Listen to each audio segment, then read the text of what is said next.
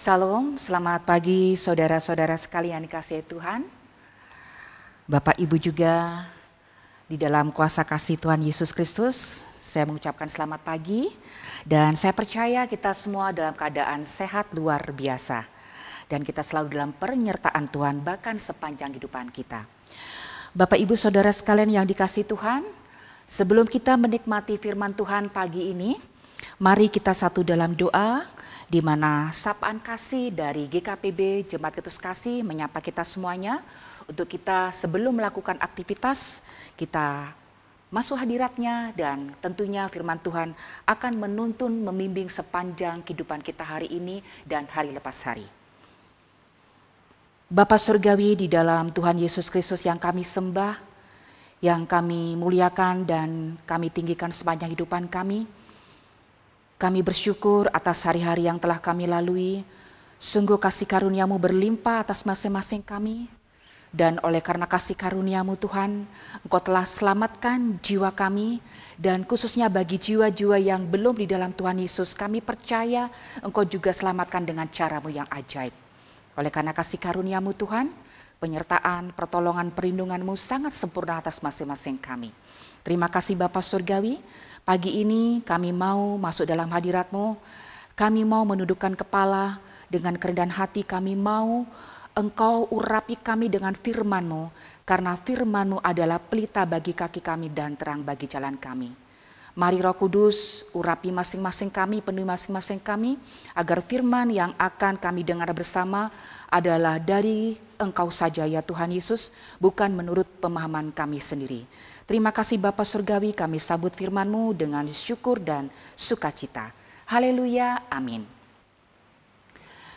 Firman Tuhan yang menyapa kita pagi ini di hari Jumat tanggal 11 Juli terambil dari Perjanjian Lama Mazmur 119 ayat 52 yang berbunyi demikian. Aku ingat kepada hukum-hukum-Mu yang dari dahulu kala, ya Tuhan, maka terhiburlah aku. Kemudian disambung dengan Perjanjian Baru 2 Korintus 5 ayat 1. Kami tahu bahwa jika kemah tempat kediaman kita di bumi ini dibongkar, Allah telah menyediakan suatu tempat kediaman di surga bagi kita. Suatu tempat kediaman yang kekal yang tidak dibuat oleh tangan manusia. Amin Bapak Ibu Saudara sekalian. Kita selalu aminkan ketika firman Tuhan selesai kita dengarkan. Karena amin adalah dari Tuhan Yesus bahwa kita mengamini, mengiyakan.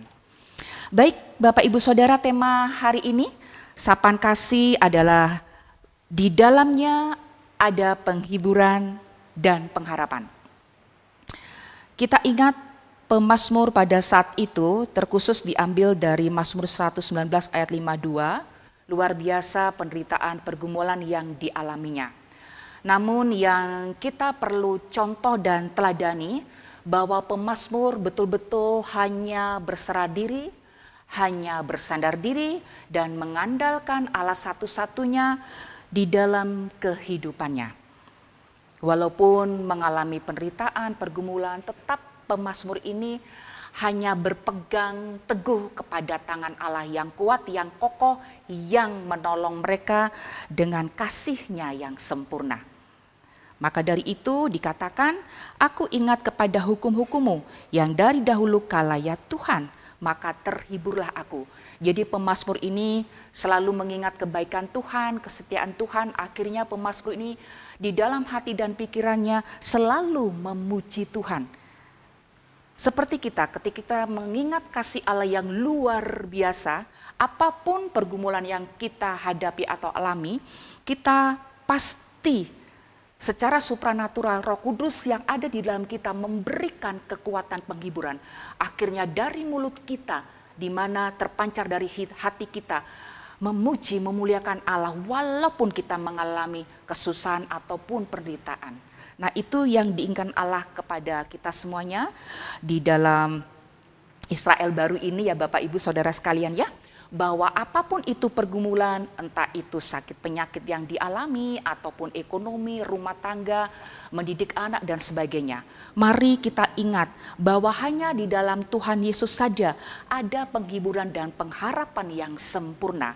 Karena Allah kita yang luar biasa dahsyat mengasihi kita dengan kasih karunia yang berlimpah, bahkan selalu baru dan baru, adalah sumber segala-galanya.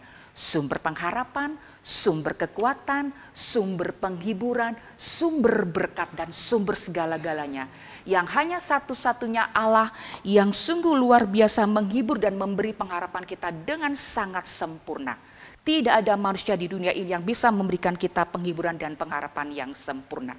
Maka dari itu, mari kita berpegang teguh di tangan Tuhan yang telah menyertai, memelihara, menjaga kita. Jangan menoleh ke kanan kiri, jangan melihat ke dalam diri kita, tetapi kita fokus hanya kepada Tuhan Yesus dan tentu hanya firman-Nya saja. Maka dari itu juga diteguhkan di 2 Korintus 5 ayat 1, di mana Rasul Paulus saat itu dalam pelayanannya dikatakan, kami tahu bahwa jika kemah tempat kediaman kita di bumi ini dibongkar, Allah telah menyediakan suatu tempat kediaman di surga bagi kita. Suatu tempat kediaman yang kekal, yang tidak dibuat oleh tangan manusia. Di sini Rasul Paulus mengingatkan bahwa kehidupan dunia ini hanya sementara. Apa yang kita punya, jabatan, kekayaan, nama yang terkenal itu hanya sementara Bapak Ibu. Ini juga mengingatkan saya secara pribadi bahwa semuanya nanti akan kita tinggalkan. Dunia ini hanya sementara, apapun itu akan kita tinggalkan. Tapi kita ingat bahwa satu-satunya kemah kita yang abadi adalah di rumah Bapa, yaitu surga yang kekal. Maka dari itu jangan khawatir, jangan takut, mungkin dari salah satu kita mengalami pergumulan yang dimana salah satu contoh saja kita mungkin tidak mempunyai rumah atau hunian atau apapun itu. Kita tetap percaya Bapak Ibu Saudara sekalian, kita sudah mempunyai rumah yang kekal, yaitu ketika nanti Tuhan Yesus datang kedua kalinya, kita sudah diberikan rumah, yaitu rumah surganya Bapa. Jadi jangan khawatir, walaupun kita tidak punya rumah, walaupun kita tidak punya jabatan, walaupun kita tidak kaya, tetap tersenyum, tetap sukacita, tetap bersyukur bahwa Allah satu-satunya sudah menentukan yang terbaik bagi kita, yaitu keselamatan yang sudah diberikan oleh kita, di mana Tuhan Yesus mati di kayu salib yang telah menanggung dosa kita. Di hari ketiga beliau bangkit memberikan anugerah hidup kekal. Nantinya kita akan hidup bersama di rumahnya Bapa di surga. Nah, di sini juga diteguhkan di Filipi 4 ayat 13, segala perkara dapat kutanggung di dalam Dia yang memberi kekuatan. Firman ini sangat menguatkan saya secara pribadi. Mari kita ingat selalu di Filipi 4 ayat 13 itu, segala apapun perkara kita bisa Bapak Ibu tanggung. Asalkan kita hanya mengandalkan Tuhan Yesus saja, mengandalkan Roh Kudus yang akan menolong kita. Mari Bapak Ibu kita responi ketika Roh Kudus mengingatkan kita bahwa kita hanya fokus kepada Tuhan Yesus. Kita hanya percaya kepada Tuhan Yesus dengan full faith, iman yang penuh. Amin Bapak Ibu Saudara sekalian ya. Dan Bapak Ibu mari kita aminkan dengan pujian dari NKB 172 ayat 1 dan 2.